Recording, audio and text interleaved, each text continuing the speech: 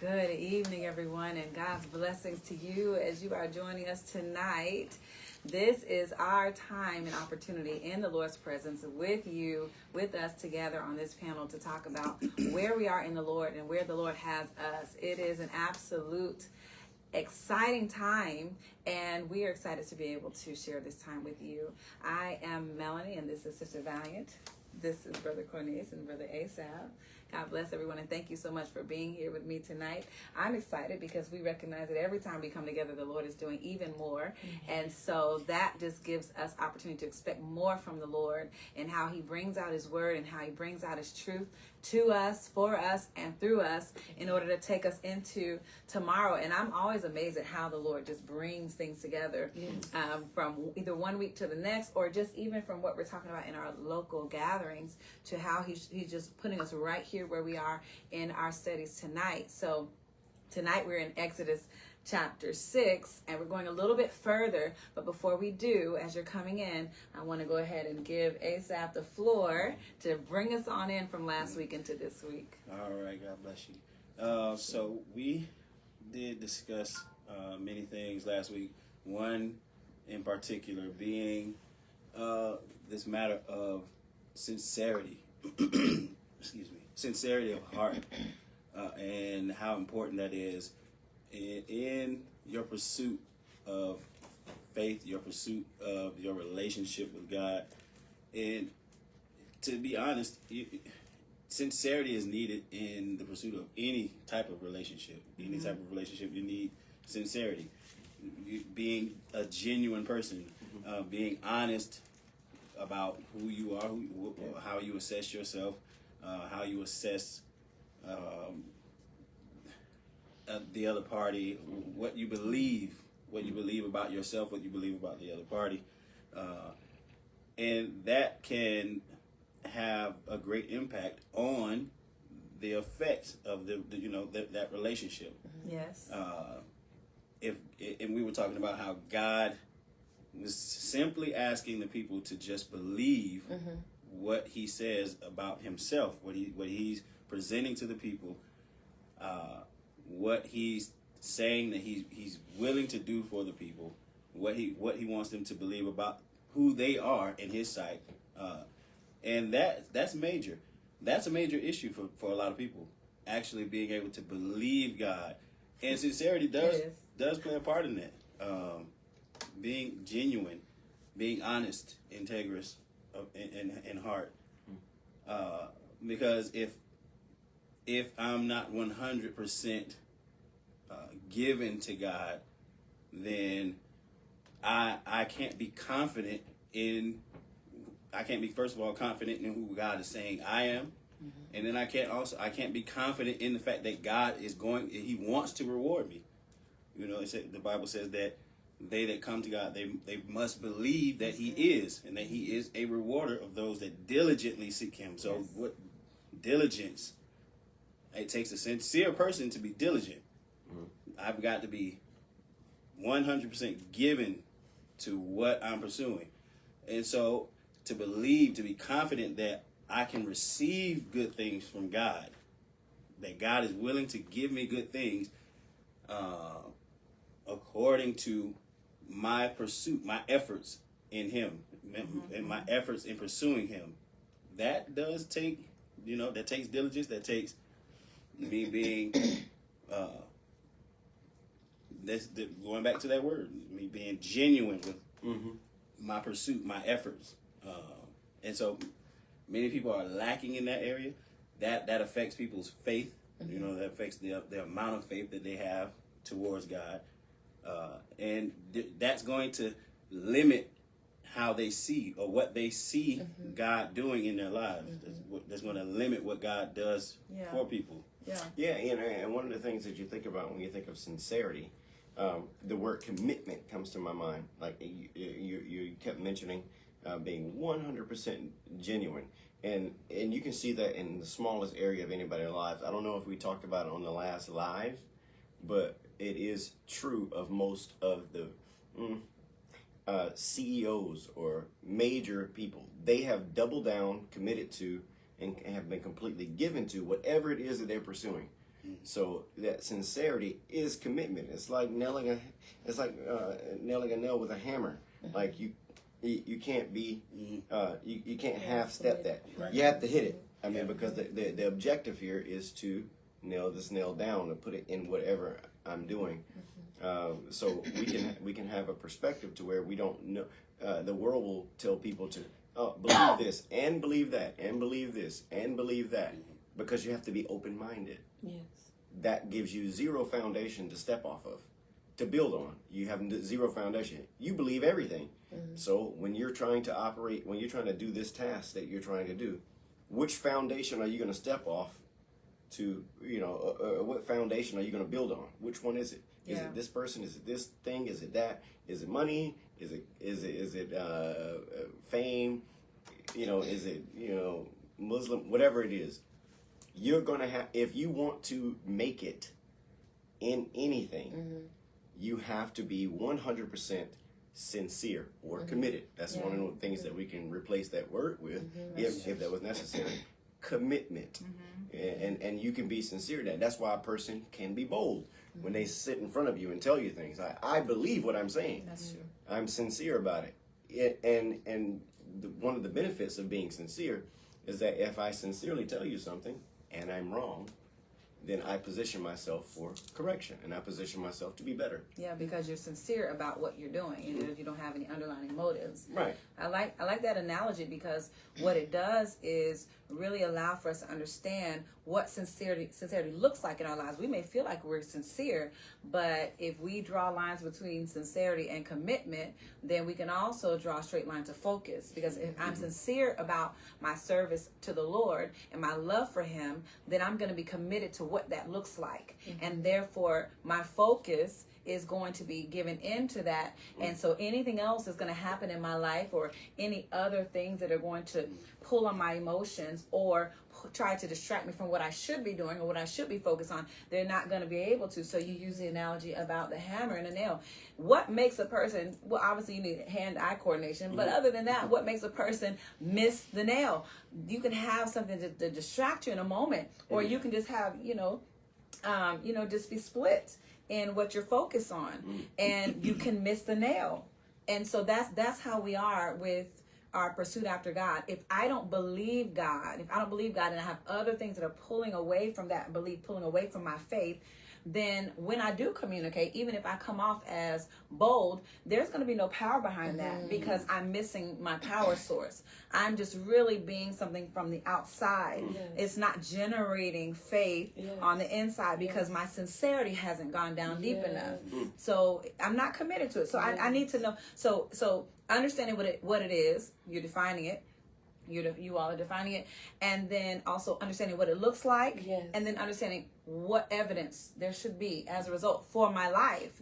Therefore, when I see something different, then I can draw back and I can say, well, that I must be lacking faith, and therefore I must be lacking focus and commitment to what God said. And one of the things that we could do is that when you do put effort behind something, you may not be 100% sincere, meaning, or committed. You may be a little nervous, you may be a little reserved about what you're willing to do, because to put, if I can use a fighting analogy, to put 100% of your power and your focus behind a punch and miss means danger.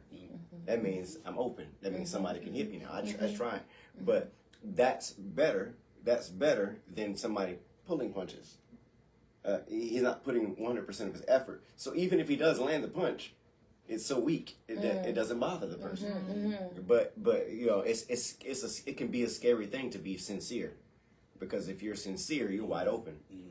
I guess we're all grasping the same thing as Asaph was recapping last week and speaking on sincerity, because the way you guys are defining what that looks like, one of the things that was on my mind as he was speaking was sincerity is effort.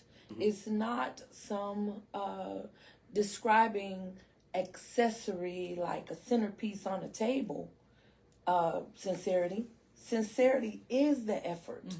It takes effort to be sincere. You can't just slap that across what you're doing. And that's so because then it's going to be lacking the depth, the power, the follow through.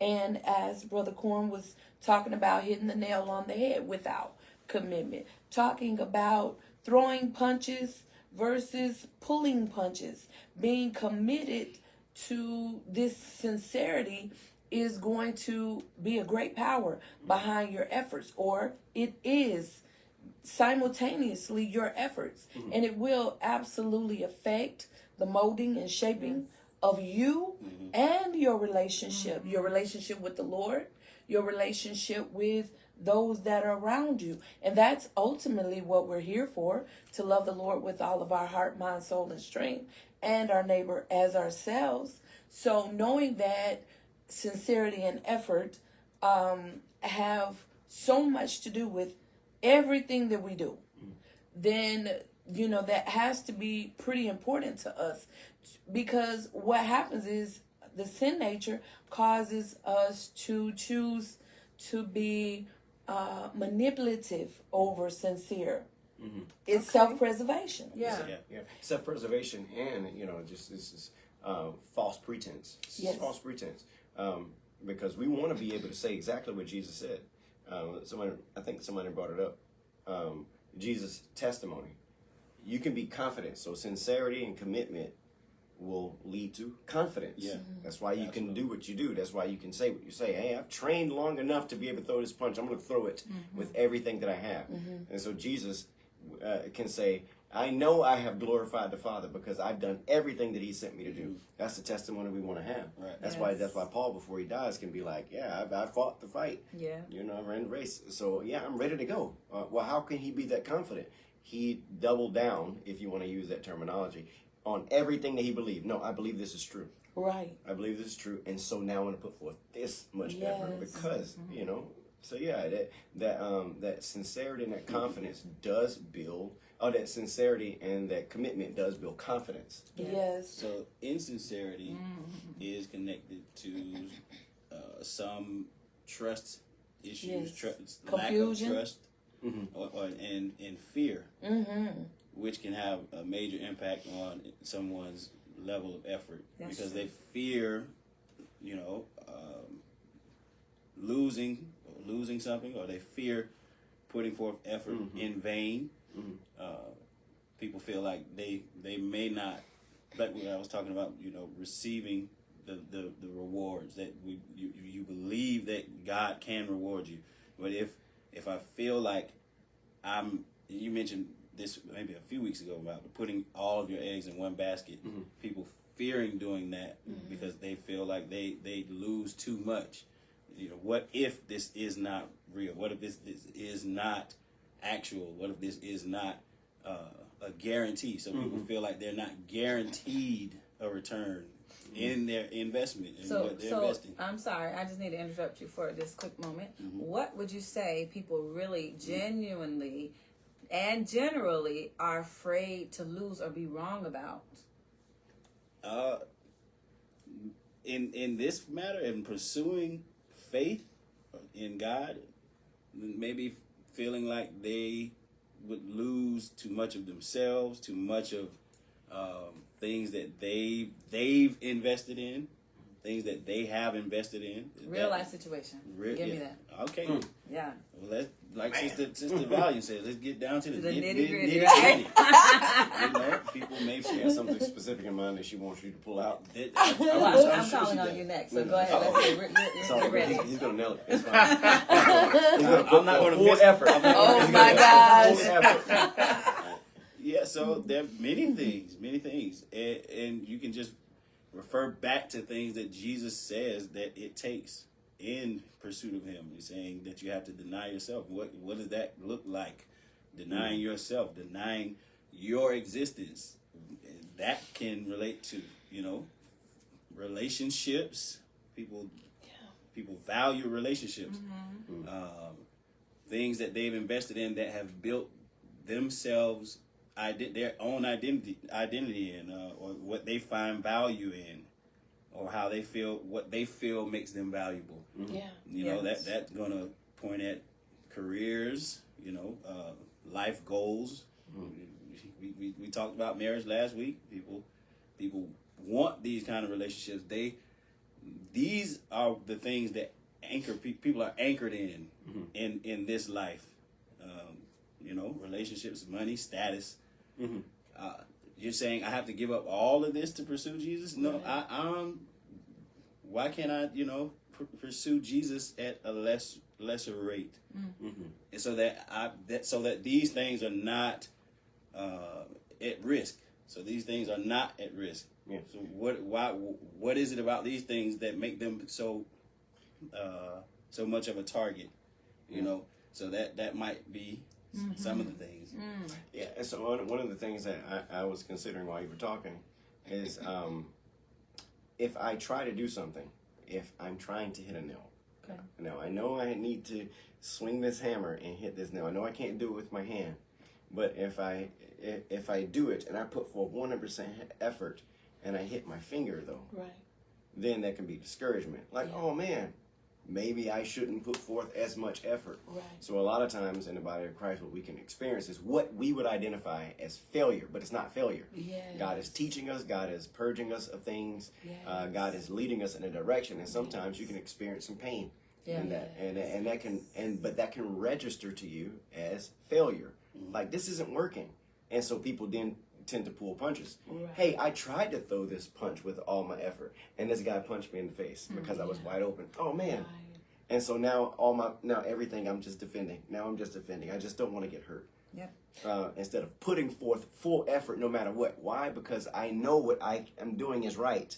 I know what I'm doing. It may not land every punch, but I'm going to land one. And it is going to be a knockout. They've seen people fail at this before too, or what they identify as failure at faith. Yes. Right. You mean like people that came before you, People or that people came at before them, church? or what they see people fail in different ways, meaning their weaknesses. Yeah. Oh wait, but Christians are not supposed to have that kind of weakness. People aren't supposed to have those kinds of issues at that level.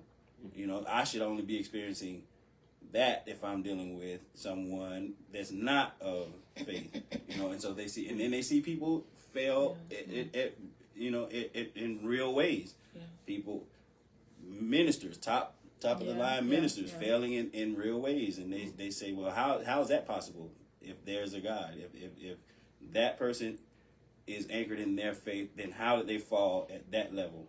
How did that pastor commit adultery? How did that minister go off into worldliness? That gospel minister go off into secular music? How did this guy leave the faith and say Jesus is not real because he's dying of some kind of disease, or Jesus could not?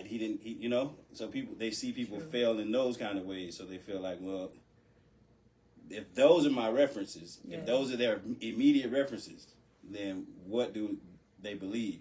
That's true. I'm gonna read, and I know you might have something to add to that, That's Sister okay, Vi. go ahead. And I'm gonna read this, and I want to give an example also that I have that comes to mind. Sister Dasa said, "Fear of losing perception of yourself," and then she extended that by everyone thinks they are great. When things come to contradict that greatness, we become defensive because it leaves us vulnerable. First thing Adam and Eve did was put fig leaves together. So, we do have a perception of ourselves, and when there is opposition to that, then that goes back to the pain or the discouragement that we may feel is so big. We can talk about that word overzealous. We just feel like it's so overwhelming, and yet we haven't resisted to blood, and yet still we feel like it's everything. That false perception of our lives that can really try to take away from the effort that we put forth. So that's good. Thank you, Dustin. And it's not even just, nothing to just that. That's because that's a very good point. But a perception of ourselves. But then we can have an aspiration as looking at a leader, and you feel like you cannot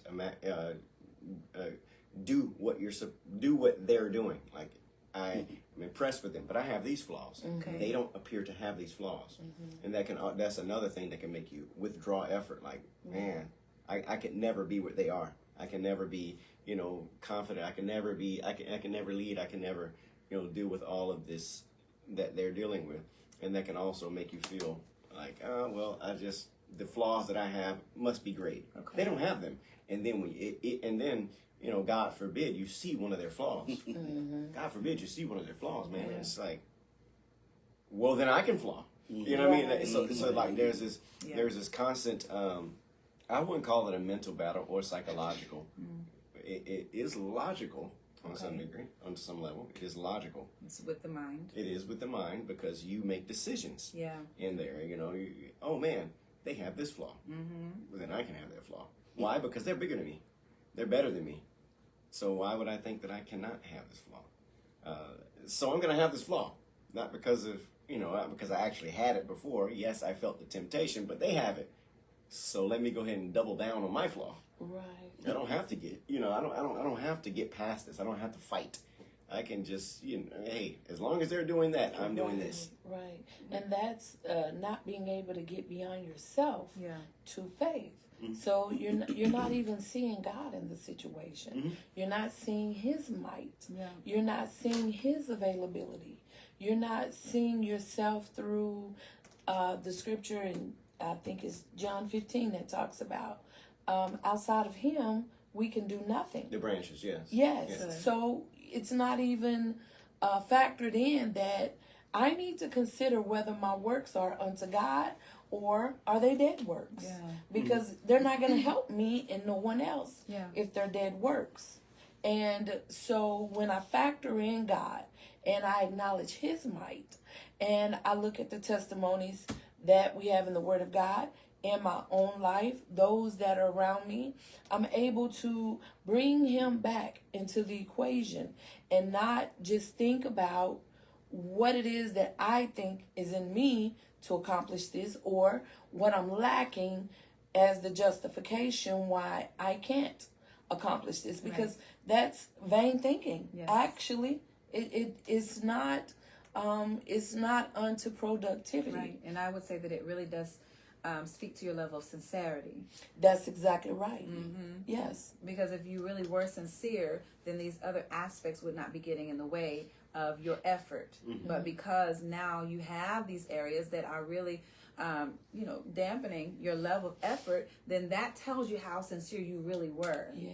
And so we really can assess ourselves in that, because we may think we're sincere. We may think that we're putting forth full commitment, except for we have these other things going on, and that can really speak to whether or not we truly are sincere.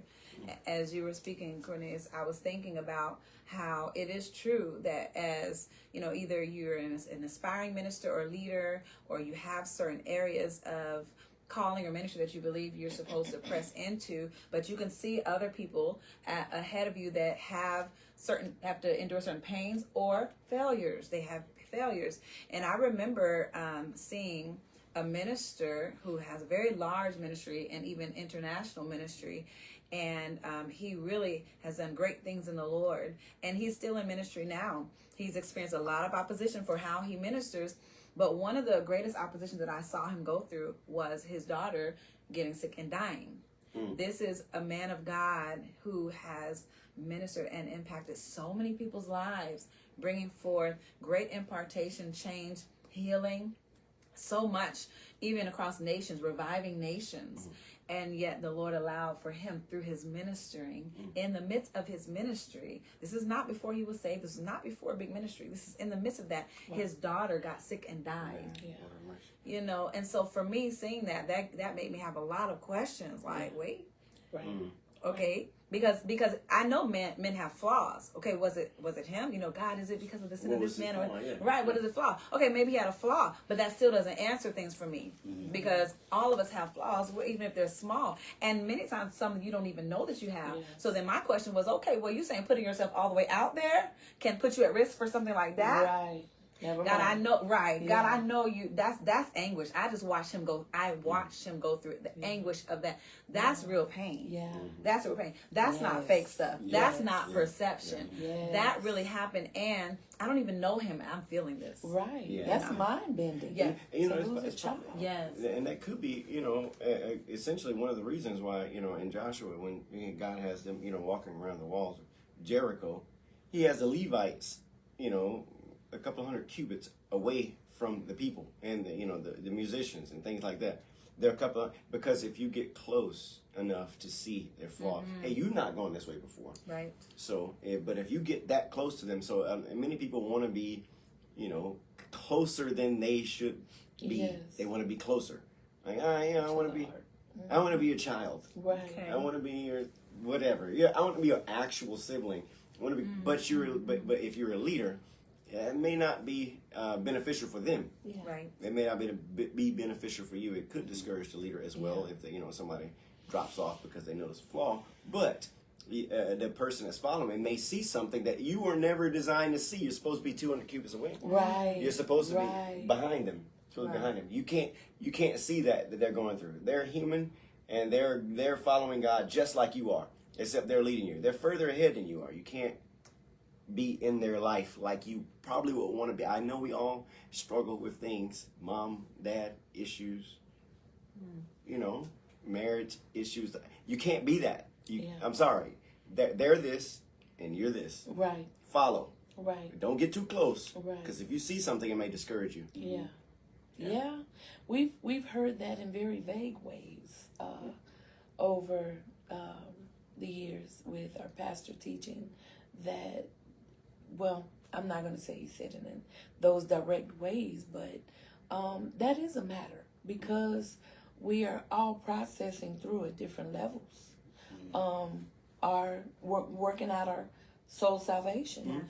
And it's the ultimate judge, God Almighty, that is determining why we are where we are and if we are measuring up to what it is that he expects from us. Because I'm sure most people wanted King David to be completely stripped of his kingship when the situation happened with Bathsheba.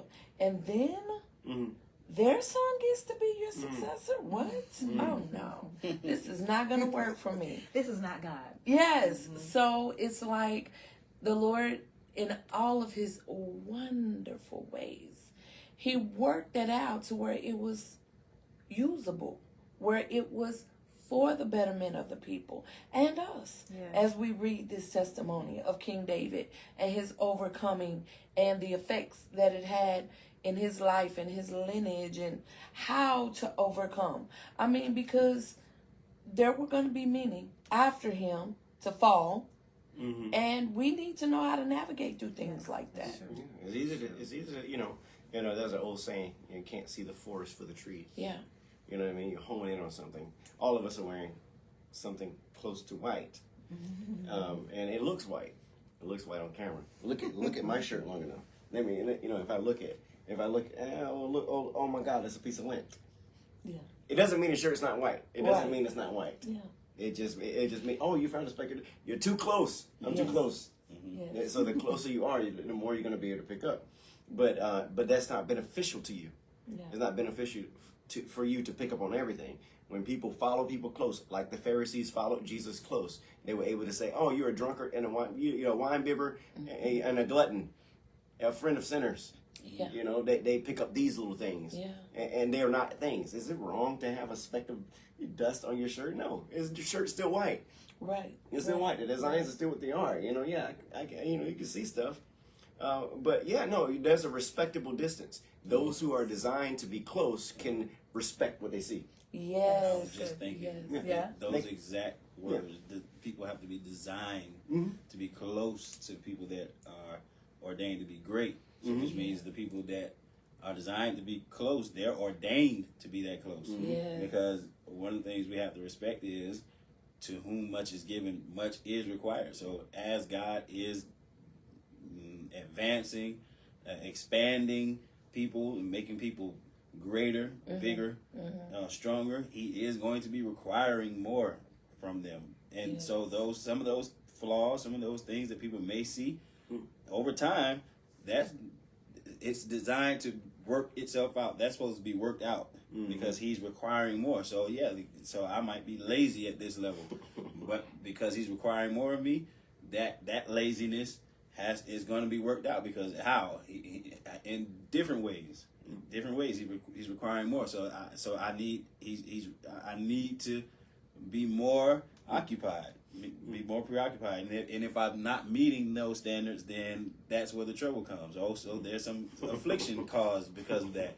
There's some lack of sleep because so now you're more sensitive at this level, and so now you're more susceptible to those spirits that are going to come and attack you if you're still lazy at that level. And so you don't get to see that. You don't get to see that because you're not as close. But some people are close enough to see it, and some people may feel like the people that are at the higher levels, they may be more insensitive, right? Well, that person, they don't understand, my struggles as much. And it's hard to say that because you don't know how sincere that person is towards the development of the people that are behind them. Yeah. Samuel was mourning for Saul. Yeah. He was mourning for Saul, but when he has to rebuke, he's going to rebuke him harshly. He rebuke him sharply, and then be in the corner mourning for him. God has to tell him, well, how long will you mourn for this guy? Right. Wow. And so people don't know this guy. People are developing at those rates as well. But you're not close enough to see. You're not close enough to see him mourning over there in that dark corner. Right. Like this guy, he's sad for the person. But he can't give that off. He cannot present Exactly. And you can see it on your level, as a leader, and what you do, you're playing. Now imagine being a person that's out in the congregation. Now this person is taking you in every day. Every day. I mean, you've seen angels while this person is doing what they're doing. The one day they hit a key that's not right. It's harmonious. Dissonance. Yeah. Oh my God. Oh my God. Now I can't get in. Right. What's wrong with him? He must be insane. With him. He hit one wrong chord. Yes. He hit one wrong chord. Yeah, he's been taking you in for years. Right. So that's how you know you're not the person to be close. That's good. You can't be close to that person. Yes. Who can say something? Easily distracted. Yeah, but somebody, Very critical. another leader can be like, hey man, what happened? Right. You know what I mean? Oh man, my hand slipped. I was Right. sweaty or something like that. You can say that. The You water can't. drip from Water- from the People air probably vent. hearing that and like, what is Brother Asaph doing? Certain people are allowed to see and can say, but you can't assume that you are. And if one of the ways you can assess yourself and see if you're one of those people, it's how you feel when you hear it. That's right. It's how you feel when you see it. It tells you what level you are. You may not want to be at a certain level or high. You may not want to not be as high or as regarded as someone else, but you really got to be honest. It goes back to that level of honesty. You got to be honest with what's going on in your head. Yes. Like, you know your thoughts. You know your emotions. Yes. You know how you think. You know the conclusions you come to. Yes. Well, just know that's how you're made, or that's where you are right now in your Yes. process. So Yes. respect that. Yes. Respect that. Don't say that I should be able to, and don't feel that this person is it's not fair because Yes. you know what you deal with. You know Yes. that you judged that brother when that sound came out. You know, Yes. you know you judged that sister when she was in the spirit too long for you. Yes. You know, like Yes. you had an issue. Yeah. You know you were not. You felt like there was a problem with that, and you judged it for being in the spirit or not in the Yes. spirit. You see how your mind works. Yeah, you're unqualified to judge what you're seeing. So this goes back to a discussion we were having a little while ago about perception. And also early in discipleship, we were discussing the difference in the perception of people that are designed to be leaders versus those that are less perceptive. And that goes right into... Right. We talked about how Mordecai didn't bow Yes. to Haman, but he Yes. bowed to King Ahasuerus. Yes. So Yes. how do we know the difference? Yes. Well, there are people who are more equipped to be prophetic and perceptive, discerning in that way. And if that's not you, it's not you. Yeah. It's just not you. He just didn't put it in you. That's not anybody's fault. You know, God does favor different ones, or he does put more in others than Yes. another person. For his purposes. For his purposes. That's right. And to prove how he works, to show that everyone is not the same, and yet we are to work together Yes. for his delight, for his desire. And that's a prophetic attribute, that there are those that, like what you were describing, wouldn't see it that way, because they define prophetic perception as, oh, you see that spirit over there, and you see this moving over here. So that person is more prophetic than someone that can perceive how to move the crowd, how to move the masses. Yeah. What decisions should we make? What should we do that's going to be Yeah, of because I can greatest? see it in the spirit, and you can't lie. So why should I listen to you just because you perceive that God wants us to go over there? Mm-hmm. I don't think that's prophetic. Yeah. What I do, because I felt that heat all over you. Right. Now that's prophetic. It's an Yes. easy thing to do, to confuse what the prophetic is. Like, Yes. I feel like because I see, or because I hear, or because I can speak in supernatural, the prophetic, the refined, seasoned prophetic, looks like natural action. Yeah. This person can make a decision, and this person is in charge. They can move a crowd. Yes. Yes. They can do this. They can do this. You may not ever hear them say anything about what they saw, heard, felt, anything. You may not ever hear it, but they did everything they did by the Spirit. How do you know? Because you were in it. You were in the Spirit. Yes. And what they did made you do this. They brought the presence of God. Brother David taught a message a long time ago. Like, yeah, you can do this, you can do that. Can you bring God? Yes. Can you bring Jesus? Can Jesus, Yes. dwell where you are? Yeah, no, that person. No, that you're prophetic. You can see, you can talk, you can hear, you can interpret, you can do all this stuff. Can you bring Jesus? If Right. you can't, okay, so that's where you're captain judging Right. what you see. You can't judge. You can't judge what you do. I don't know what you do. I have no idea. I've watched your fingers. Yeah. And you wouldn't know because his face never really changes. It doesn't Yes. change. It doesn't change. Unless I'm overwhelmed. Yeah, unless he's overwhelmed, and if you're focused on that, you'll see, But if you really focus on the Lord, then you're going to be able to perceive the move of the Lord through what the Yes. Lord is doing. Yes. And that's a higher level of prophecy. It's a higher level of prophetic awareness to lead, because Moses is a prophet, not just, but he can perceive the presence of God, and he can hear from God, and he can go and see God. Apparently, Yes. what's his job though? To lead these people. Amen. Amen. So he has to walk, and people are questioning him while they're behind him. They're hungry, they're mad, and they want this, they want that. Moses has to do what he does. He has to keep his head down. He's hearing from God more than all of them. Absolutely. And it's proven by when the Lord releases something, how does he take it Yes. versus how they take it? Yeah. That's high levels of prophetic. Yeah. Until something bad happens, and you see Moses standing there with the staff over his head. Now everybody's behind Moses. Like, all right, what he's doing is working. I didn't think it was. I hated him. I didn't Right. have anything to A eat moment yesterday. ago. Yeah, I didn't have anything to drink. Yeah, I'm mad at Moses, but now there's a war. Now bad things are happening. And Somebody go hold his hands up, so, please. yeah, hold his hands up. Hold his hands up, because we know that he's winning us wars. Yes. Yes. Yeah. That's amazing.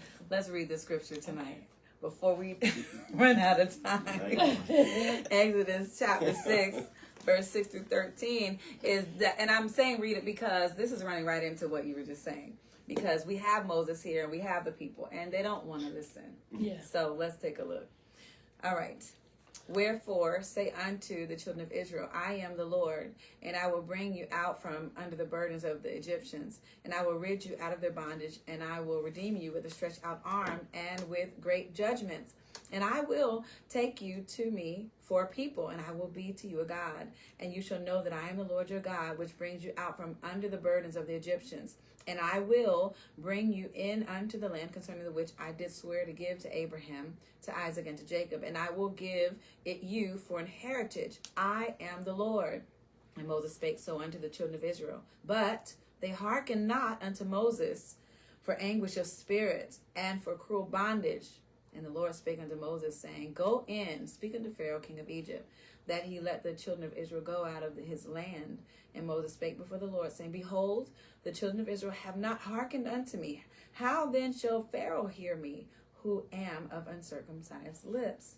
And the Lord spake unto Moses and unto Aaron, and gave them a charge unto the children of Israel, and unto Pharaoh king of Egypt, to bring the children of Israel out of the land of Egypt. So we have Moses, we have the people, we have Pharaoh, and Moses is saying, I have perception from the Lord. I have instruction from the Lord.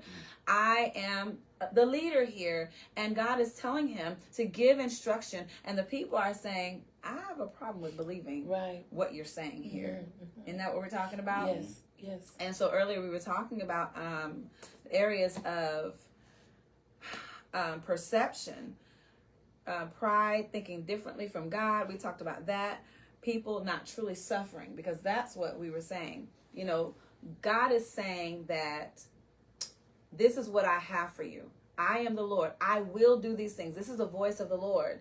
This is what God is saying over our whole lives. He gives us instruction. He gives us the vision. Yes. This is why we're saved in the first place. This is why we're here. This is why we make the changes that we make. This is why we make the decisions and the sacrifices we make until, and the children of Israel are saying, I can't hear you, Moses, because of anguish of soul. What are we talking about here? Where is the pride? Are they truly suffering?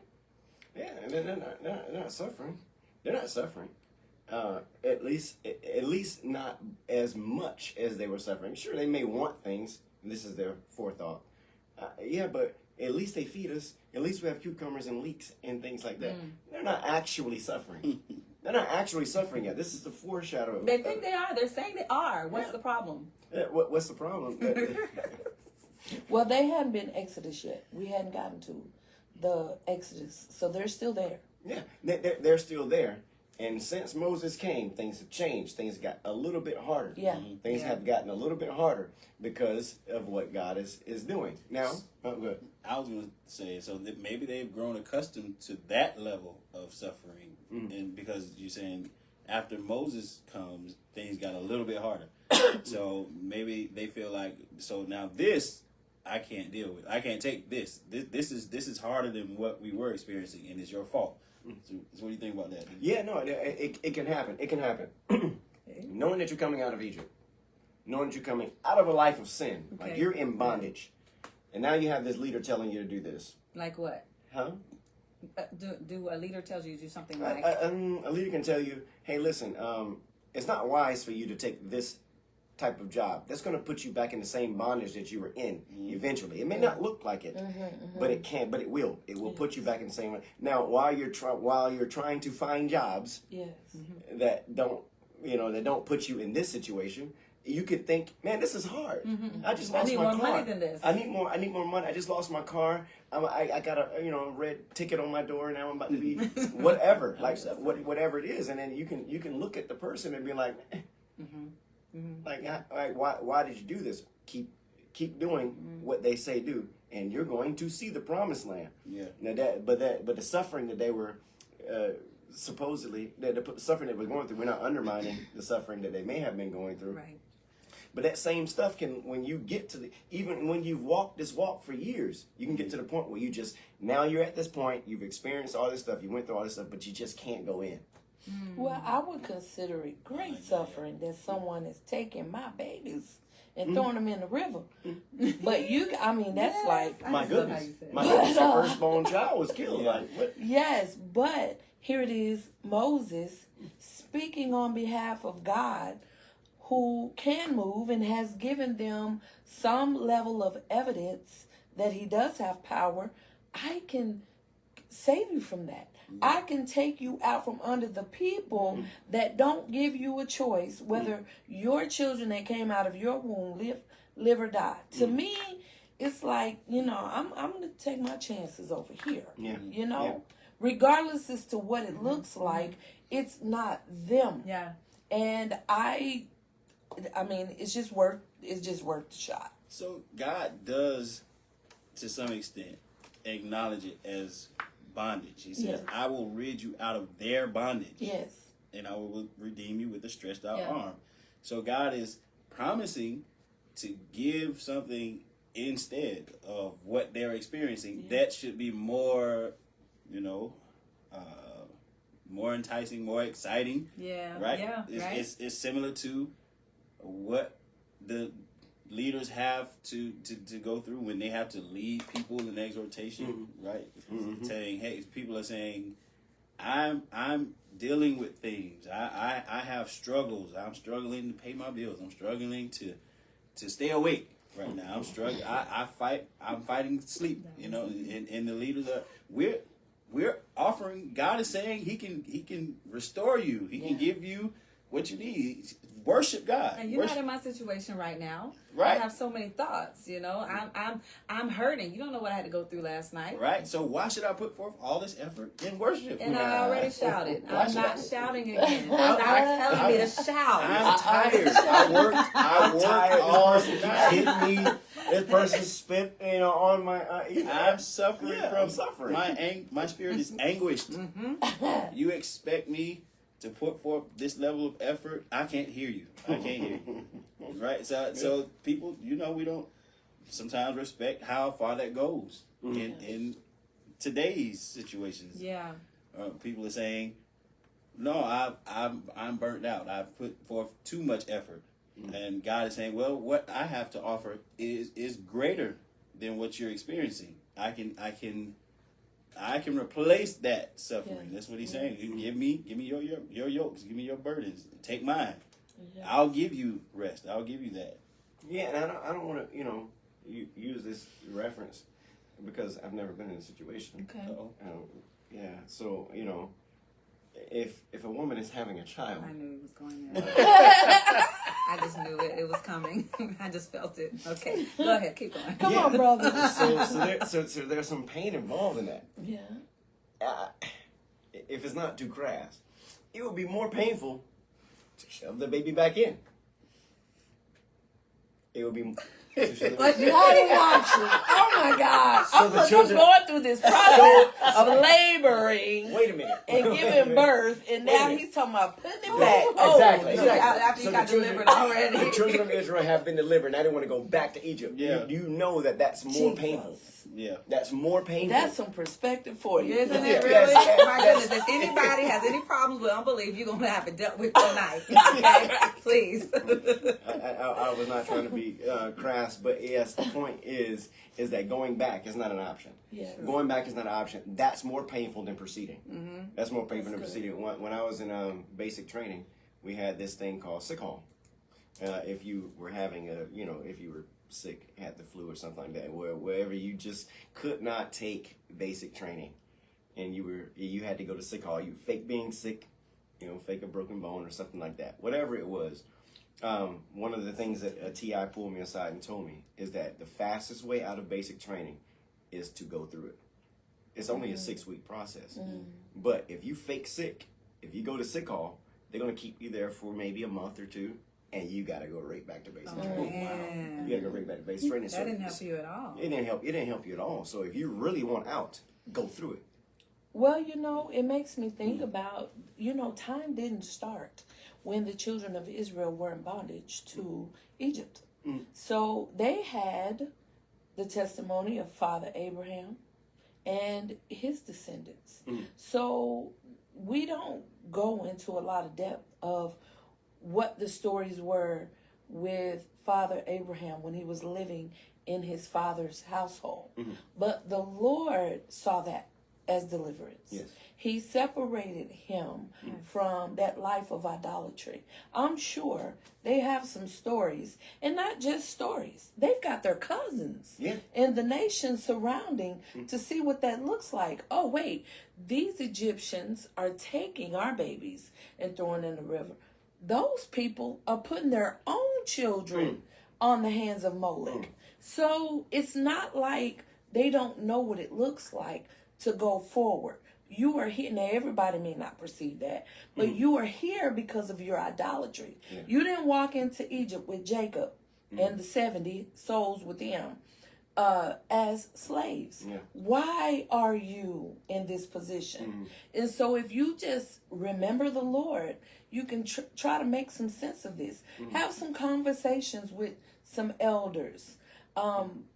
bring up, the testimonies, the memorials of the battles that they fought, the journey that they took before Jacob came into, and then how everything has looked over this last 400 plus years. Because when there was a time and period after Joseph died at the beginning of this book, Exodus, it said that a new king or new Pharaoh came into position and he didn't know. Right. He didn't. Okay, so why? Somebody's forgotten the Lord. Yeah. Yes. So it's not like this is the beginnings of things and they don't have anything to compare it to. And it's the same with us. Because we do have a reference. Yes. And the one thing I used to reference as far as that's concerned is that one of the fears that we have of going forward is the lack of knowing. We're comfortable with what's behind us because we think that we have identified the worst kind of pain. Like, Yes. well, I did experience this, and I've experienced that, and I'd rather deal with that rather than what I don't know. I used to play video games. I wasn't a geek, but I did used to play video games.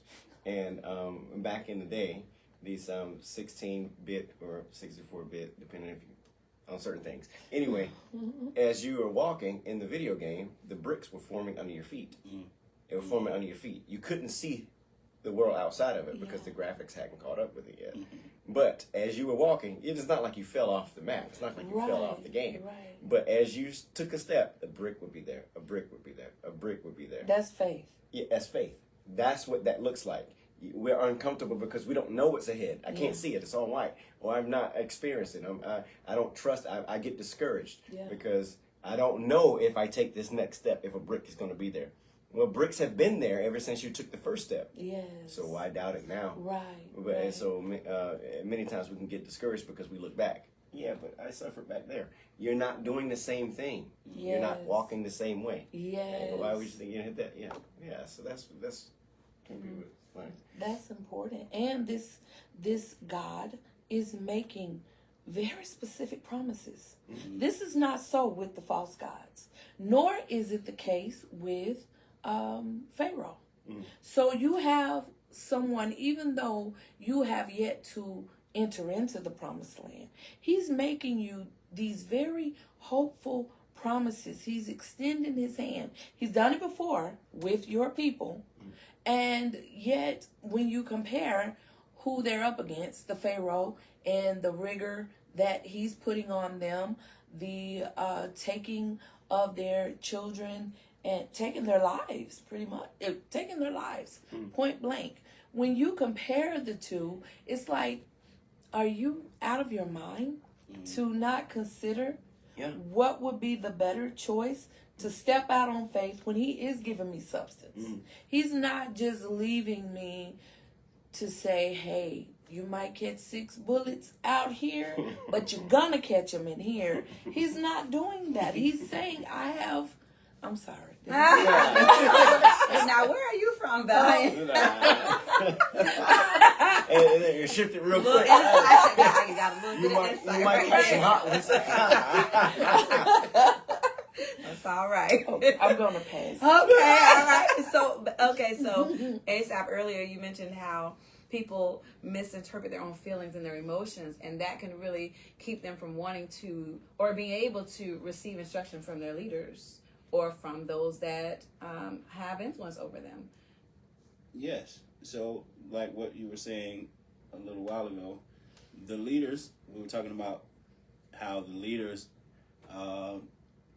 they are forced, well, not necessarily forced, but they have the greater capacity of the prophetic because they have the responsibility of facilitating.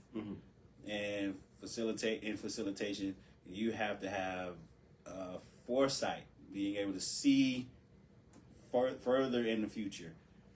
And so what Moses is presenting to them are the promises.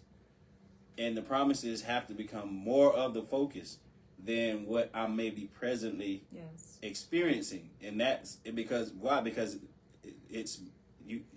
When in comparison, it makes what you're experiencing seem less impactful. That's what the scripture talks about. How what we we suffer with presently, how it's not going to compare to the glory that is going to be Yes. revealed. Because what God is offering is greater, Yes. but the present suffering may be so over. It may be so over. If I respect it enough, it can be overwhelming enough to distract me from what God is wanting to bring me into. He's going to Yeah. bring me through that suffering. Good. And he's presenting the substance that I need to comfort me. Jesus Yes. told the disciples Yes, that yes. he's going to send another comforter. See, Jesus, he was already a comforter. But he's saying, I'm going to send another comforter to comfort what you're going to experience later. Yes. You're going to experience this later. You're going to experience some things later. So we're not saying that people don't experience things that are hard and that are adverse. But what is the focus? What is the real focus? The focus is what can God, do I believe what God can bring me through? Taste and see. Yeah, so one of the things that you're saying is that, you can see it here, experiencing suffering, and we talked about this earlier. Okay. And what we're experiencing, it's not necessarily suffering. It could be suffering for you because it's uncomfortable because you never experienced it before. But there's a part of suffering that makes it hard to hear instruction. Yes. It makes it difficult, or you may be. It can cause you just reject instruction. Somebody can tell you something simple, and he's like, "You don't understand," Yeah. but I'm going through this, Right. so that doesn't make sense for you to tell me to do that. But the more that is is fear, so you're afraid, and then that fear causes you to armor up. That's the pride. God rejects the proud. He gives grace to the humble. So there's things that you may not be able to perceive. This person could have gave you good understanding, but it could be something simple. Hey, don't go outside. But hey, what are you talking about? I have to do this. I have to do that. I have to do Suffering this. so Yeah, much. I'm suffering. I have to do this. I have to do this. What do you mean? Don't do this. What do you mean? Don't do that. And you reject it. You reject it 100%, and then you suffer more just because you could not receive the knowledge of truth.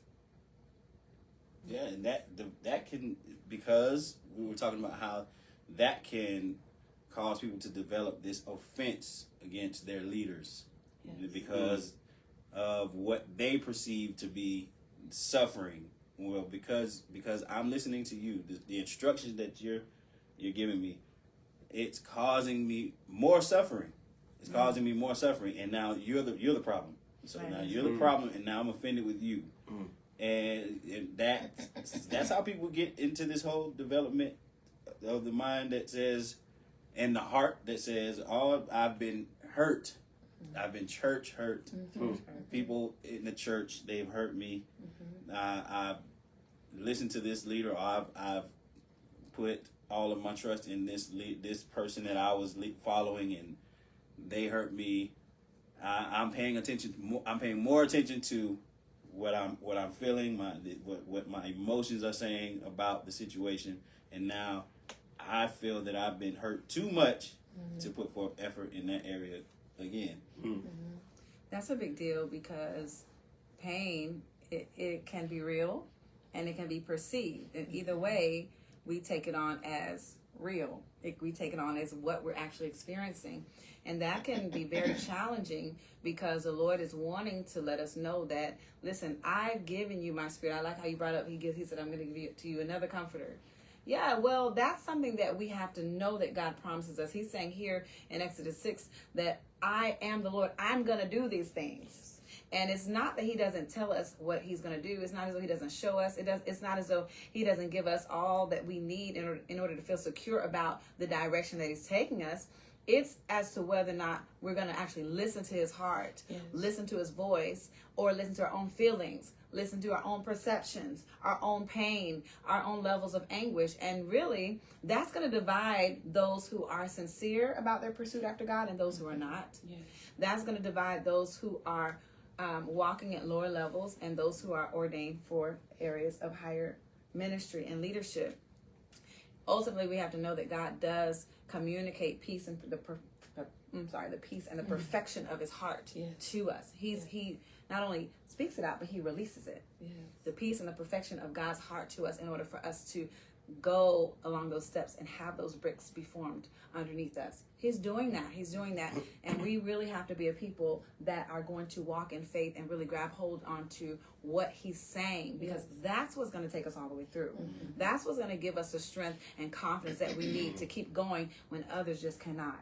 And so we are really presenting this to you tonight as the Lord is presenting it to all of us. He's allowing us to have opportunity to receive grace and glory that he has given even from his word, to say, I'm with you. I am giving you all that you need. I have the outflow of my substance, of my presence, in order to take you through whatever opposition that you have to go through in order to succeed in my name. But I've already ordained you for it. So we receive the grace tonight in Jesus' name. We thank God for it. And we look forward to the more as he is allowing us to press more into his presence. In Jesus' name. Amen. Thank you all for joining us tonight. God bless you. Thank you, Asaph. You're doing great. Don't worry. You got this.